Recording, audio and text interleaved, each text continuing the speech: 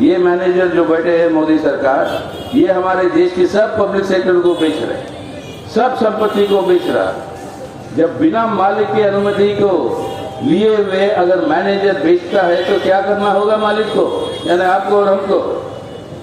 उस मैनेजर को बदलना होगा, उस मैनेजर को हटाना होगा और उस मैनेजर को हरा कर नया मैनेजर ले आओ जो जनता के हित में काम कर सके।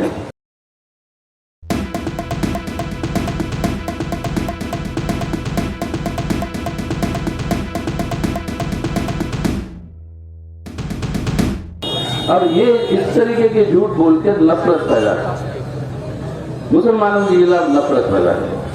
और ये नफरत पैदा करते करते ये जो ध्रुवीकरण वो चाहते हैं, सांप्रदायिक ध्रुवीकरण, और जिस सांप्रदायिक ध्रुवीकरण में कट्टर आपका हिंदुत्व वोट बैंक को वो मजबूत करना चाहते हैं ताकि उस वोट के आधार पर वो चुनाव जीते। इसके चलते हुए हमारे देश के अंदर भाईचारे को खत्म, हमारे देश के अंदर मिली जुली जो हमारी संस्कृति है उसको खत्म, और ये सब अपनी राजनीतिक स्वार्थ के लिए ताकि देश की चरित्र को बदलना।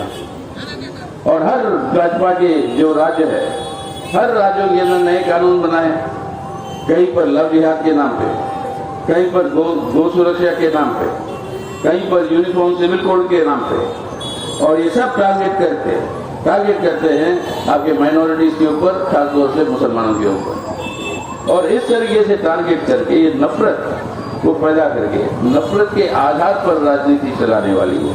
ये है जिस तरीके से सेकुलरिज्म को ही ध्वस्त कर दिया।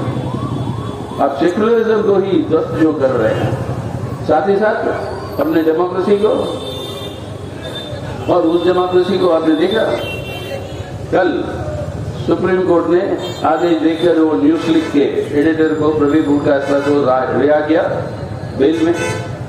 परसों गौतम नवलखा को, जो वो हाउस अरेस्ट में थे, जो अपने पार्टी के दफ्तर में हाउस अरेस्ट में थे मुंबई में, उनको जो है बेल देकर रिहा किया। लेकिन लोगों को कितने साल अंदर सजा में अंदर रखा गया? 5-5 साल, 6-6 साल। क्या प्रवीण को तो 6 महीने हुए, लेकिन बाकी लोग अभी भी अंदर है। एक भी चार्ज नहीं है उनके ऊपर, चार्जशीट है ही नहीं, FIR फाइल नहीं हुए थे, लेकिन उठा के ले गए जेल में और जेल में रखे गए। और आज तक चार्जशीट नहीं है, उनके 4-4 साल हो गए। यानी जो भी मोदी सरकार के खिलाफ आवाज उठाता है उनका उठा के बंद करो जेल। ये है तानाशाही की व्यवस्था, जो पार्टी वाले तानाशाही होती है। तो धर्म के जनतंत्र को ध्वस्त किया जा रहा है। और साथ ही साथ दूसरी ओर पे अपनी आर्थिक आत्मसंप्रभुता की बात। आर्थिक आत्मसंप्रभुता का मतलब क्या है? देश के अंदर जितनी भी संपत्ति है वो संपत्ति का मालिक देश के लोग हैं, और सरकारें जो आती है जाती है वो सरकारें सिर्फ मैनेजर है। ये बात हमारा संविधान कहता है, कॉन्स्टिट्यूशन कहता है। और मैनेजर कोई भी संपत्ति को बेच नहीं सकता तब तक उसका मालिक की अनुमति नहीं है। आज बिना लोगों की अनुमति के ये मैनेजर जो बैठे हैं मोदी सरकार, ये हमारे देश की सब पब्लिक सेक्टर को बेच रहे, सब संपत्ति को बेच रहा। जब बिना मालिक की अनुमति को लिए हुए अगर मैनेजर बेचता है तो क्या करना होगा मालिक को, यानी आपको और हमको? उस मैनेजर को बदलना होगा, उस मैनेजर को हटाना होगा और उस मैनेजर को हरा कर नया मैनेजर ले आओ जो जनता के हित में काम कर सके। ये जो लूट जो मची हुई है हमारे देश, किस तरीके की लूट? इस 10 साल में 16 लाख करोड़ रुपए का कर्जा जो लिया बड़ी बड़ी पूंजीपति मोदी साहब के दोस्त, इन 16 लाख करोड़ रुपए के कर्जों को माफ कर दिया। 16 लाख करोड़ रुपए माने कितना हुआ बताइए? 16 के बाद अब 12 शून्य ऐड करो, 12 0 आधा बजट वो ऐड करो, उतना लूट हो गई।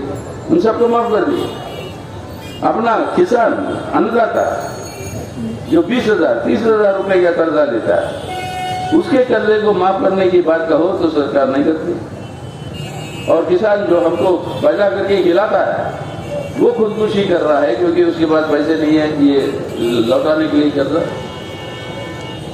यानी अपने दोस्तों को, अदानी को, अंबानी को वो देश की पूरी संपत्ति सौंप दी। यहाँ तक कि आप जब आ गए हो यहाँ पे, जब चुनाव की चर्चा में जाते हैं, आप लोगों को सबके साथ भी होता होगा, लेकिन हम लोगों के साथ ज्यादा होता है क्योंकि हम ज्यादा मतलब ढूंढते हैं। और जब गाँव ग्रामीण इलाकों में जाते हैं, बहुत सारी जगहों पर आपका नेटवर्क काम नहीं करता, फोन का नेटवर्क काम नहीं करता, और नेटवर्क काम नहीं करता तो लोग बोलते हैं वहां पे सर जियो का कार्ड ले लो, जियो का। तो मैं बोला जियो का क्यों भाई? कहता मेरा तो BSNL का है। ऐसे BSNL को मार के जियो बना लिया, तो जियो का कार्ड लो, अब वही एक ही कार्ड चलता है। और जब जियो का लॉन्च हुआ था, पार्लियामेंट में मैं था उस समय, जियो की शुरुआत हो रही थी, तो मोदी सरकार जो है, हमें मोदी साहब जो है, पूरे हर अखबार के अंदर फ्रंट पेज में एक कलर्ड एडवर्टाइजमेंट में जियो को जो है ये बताते हुए लोगों को अर्ज कर रहे थे कि जियो को सब्सक्राइब करो। मोदी साहब खुद प्रधानमंत्री को।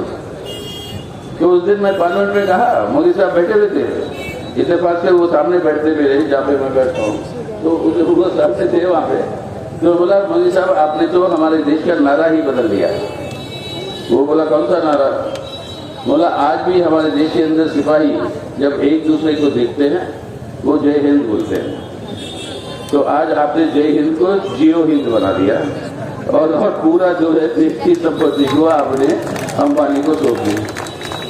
अब ये जियो हिंद ये इस तरीके से बनाकर पूरी की पूरी आपके एयरपोर्ट अदानी के पास, सी पोर्ट अदानी के पास, पेट्रोलियम पूरा अंबानी के पास, बाकी इंफ्रास्ट्रक्चर अंबानी या अदानी के पास, और सब आपके रिसोर्सेस, माइंस, मिनरल, आपका कोयला, आपका लोहा, ये सब प्राइवेटीकरण करके आप जो है बड़े बड़े पूंजीपतियों को बता रहे। तो इसका नतीजा क्या निकला कि 10 साल में 22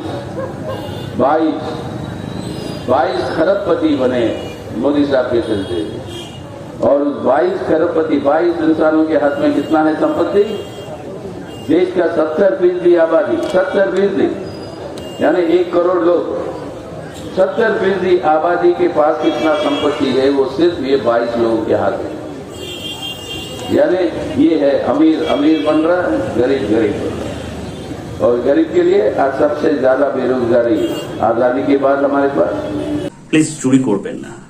একজন কন্টেন্ট ক্রিয়েটার অত্যন্ত কষ্ট করে তার কাজকে এগিয়ে নিয়েছে, তাই তার কাজকে সাপোর্ট করুন, তার কাজকে ভালোবাসুন, কিন্তু তার কাজ নিজের চ্যানেলে তুলে দেবেন না, কারণ জানবেন পাইরেসি কিন্তু একটা অত্যন্ত দণ্ডনীয় অপরাধ। আপনারা দেখছেন আওয়াজ, রোজকারের হক কথা। For more updates about Awaaz, please subscribe our YouTube channel Rajshekhar thali.